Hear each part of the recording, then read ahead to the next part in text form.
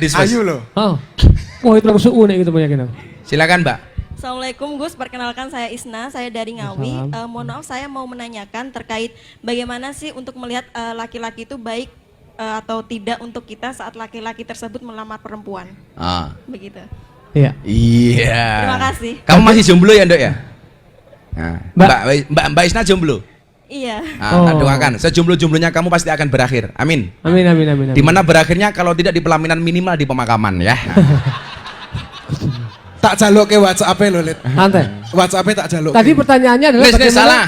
melihat Si Alit nggak suka dengan yang berjilbab. Kak Gus, Oke, Mbak Isna. Mbak Isna. Isna itu artinya apa ya? Itu Isna ini bukan dua, anak nomor dua ya. Isna. Kalau Asna pakai sa itu artinya terpuji. Kalau Isna ini itu kedua biasanya. Isna. Kalau Indonesia namanya Dwi. Dwi. Jadi begini, baik laki-laki mau perempuan itu ternyata kategori menurut Rasulullah itu adalah ada 4. Tungkihul mar'ah li arba'in. Sebenarnya ini untuk laki-laki hadis cara memilih pasangan. Tapi juga sama saja dibolak-balik. Yang pertama, li jamalia, karena kecantikan atau ketampanannya. Boleh. Jadi kalau kita lihat cantik atau tampan boleh-boleh saja. Tapi ingat, orang cinta karena fisik itu nggak akan abadi.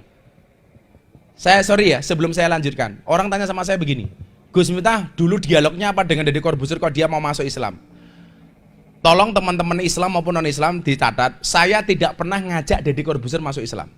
Saya kenal dengan Deddy Corbuzier baru 8 bulan waktu itu, sampai dia kemudian syahadat di pondok saya. Nggak ada. Cuman waktu itu dia punya pertanyaan yang luar biasa ketika kita YouTube. Jadi podcastnya Mas Deddy itu hari ini yang luar biasa itu pertama kali buat dengan saya. Podcastnya itu, Lid. Dulunya cuman YouTubean biasa. Saya pernah bikin konten dengan beliau, enaknya makan di rumah orang kafir. Waktu itu. Itu bahasanya dari beliau. Jadi salah satunya ini. Jawaban saya soal cinta tadi itu, Nduk. Deddy kan tanya sama saya begini, Gus, kenapa sih Al-Quran itu isinya banyak yang nggak nalar katanya, nggak rasional. Contohnya apa bro? Nabi Muhammad Mi'raj sampai langit ke-7, itu kan mustahil. This is mission impossible. Kenapa? Waktu semalam Mekah Palestina kok sampai langit? Bullshit dia bilang. 1. Nomor 2, Nabi Musa membelah lautan. Omong kosong dia bilang. Terus apa lagi? Nabi Isa menghidupkan orang mati. Dia bilang. Kalau Nabi Isa berjalan di atas air, saya juga bisa. Itu magic katanya. Dan saya pernah ngetes Deddy Corbuzier berjalan di atas air bisa pakai trik. Saya nggak tahu triknya bagaimana. Karena bagi saya dia itu memang orang yang smart. Gelarnya dia S3 bro, PhD. S3. Kalau saya alhamdulillah S1 ijazah nggak tak ambil. Aku isin bro kuliah 4 tahun gelarnya SAG. Sarjana agak gimana gitu. Ngono aku malu. Tapi alhamdulillah sekarang ada 3 perguruan tinggi yang tertarik dengan kajian saya di klub malam dan di lokalisasi. Saya mau diberi gelar Doktor Honoris Causa.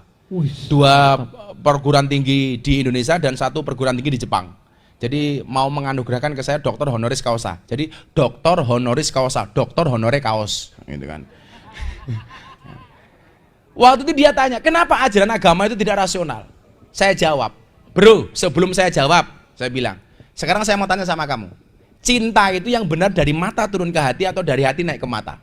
Deddy bilang dengan PD-nya, ini anak kecil juga tahu apa? Cinta itu dari mata turun ke hati. Saya bilang, this is the big wrong. Loh, kenapa salah? Kalau cinta itu dari mata turun ke hati, selamanya kamu tidak akan pernah cinta dengan Tuhan. Kenapa? Karena matamu tidak pernah lihat Tuhan. Saya bilang, kalau cinta itu dari mata turun ke hati, kamu tidak akan pernah cinta dengan Nabi. Kenapa? Karena matamu tidak pernah melihat Nabi. Bener kan? Dia masih kurang paham lagi. Saya bilang kalau cinta itu dari mata turun ke hati, berarti orang buta itu tidak akan pernah merasakan indahnya cinta. Kenapa? Karena orang buta tidak pernah melihat pasangannya. Tapi nyatanya orang buta tidak pernah melihat pasangannya. Rabi, meteng bro, hamil. Iya kan? Ngerti gone gitu loh. GPS ya tuh. Sherlock bro, Sherlock. Tahu tempatnya itu loh.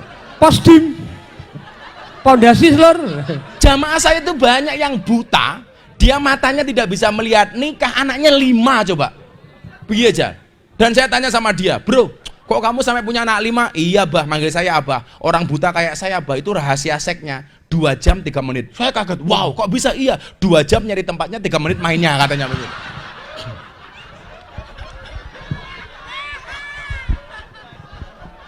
Masuk deh. Posdim. Sherlock. Dia baru ngeh, oh iya ya. Artinya apa? Orang belajar agama itu bukan hati yang mengikuti akal, tapi akal yang mengikuti hati. Karena kebenaran akal itu tidak mutlak, kebenaran hati insya Allah mutlak. Kenapa? Karena qalbun mukmin baitullah, di dalam hati itu ada nama Tuhan. Makanya kalau orang itu berbuat maksiat, yang galau itu bukan otaknya tapi hatinya. Maka galau itu di sini, karena Tuhan itu tidak di sini tapi di sini. Jawaban itulah yang kemudian ditunggu Dedi 10 tahun. Langsung dia mengatakan sama saya, this is so amazing for me. Ini luar biasa bro, dia bilang. Dan saya nggak pernah, ayo masuk Islam. No. Bagi saya la ikrah fiddin, tidak ada paksaan dalam beragama. Maka ketika satu malam, seminggu sebelum dia masuk Islam, saya di Kalimantan, dia telepon, bro I will to be a Muslim. Saya pengen jadi orang Muslim. Saya bilang, serius loh? Iya, saya pengen jadi orang Muslim. Saya jawab, nggak usah bro. Kenapa emang? Jadi orang Muslim itu berat bro, cukup aku saja, kamu nggak akan kuat, saya bilang. Dia bilang, enggak, pokoknya saya mau masuk Islam. Saya nggak mau kemudian ada anggapan saya menjadi orang yang suka mengajak-ngajak orang lain untuk masuk Islam. Enggak. Sebelum kenal Mas Dedi, sudah hampir tiap hari saya itu mengislamkan orang atas permintaannya. Saya pernah mengislamkan orang dari Australia, namanya Antonio Skodori. Dia nggak punya agama, tapi KTP-nya Katolik. Dia datang ke Jogja. Saya bilang, kenapa kamu jauh-jauh dari Canberra datang ke sini pengen masuk Islam? Kenapa nggak di Australia saja? Dia mengatakan apa? Bagi saya Islamnya Gus Miftah itu asik. Your Islam is enjoy, relax, and happy. Islammu itu menyenangkan. Saya pernah datang ke Belanda mengislamkan satu keluarga. Saya diundang, Pak Kiai tolong Anda ke Belanda. Di Amsterdam waktu itu. Anda datang. Kenapa? Saya pengen belajar Islam dari Anda. Saya nggak punya agama, saya ateis. Akhirnya saya datang ke sana. Ketika di sana saya ketemu dengan keluarga itu. Kenapa you pengen masuk Islam melalui I? Apa yang Anda lakukan itu bagi saya tidak rasional, tidak nalar. Tapi ternyata bisa dilakukan. Agama yang berkaitan dengan norma dan etika bisa diterima di dunia malam yang penuh dengan kemaksiatan dan dosa. Bagi saya ini luar biasa. Sampai kemudian saya kedatangan wartawan dari BBC London, langsung dari Inggris, kemudian membuat profil saya di Inggris sana. Mereka mengatakan apa? Islam yang dulunya saya anggap keras dan menakutkan, ternyata menyenangkan dan menyejukkan. Gara-gara melihat saya solawatan di Bose Cafe Bali itu. Saya solawatan di hadapan 500 mbak-mbak LC dengan pakaian seksi. Sebenarnya sih tidak seksi, cuman salah kostum. Karena mbaknya tingginya 170, pakaiannya hanya 120. Jadi wow itu. Jadi pengajian di klub malam itu pengajian paling menyenangkan sedunia. Kenapa? Ngajinya berpahala, matanya bervitamin. Iya. Itulah alasan kenapa kemana-mana saya pakai kacamata hitam, apalagi di klub malam. Kenapa? Bukan karena untuk menjaga pandangan, supaya kalau saya ngelirik tidak kelihatan. Codot dilawan.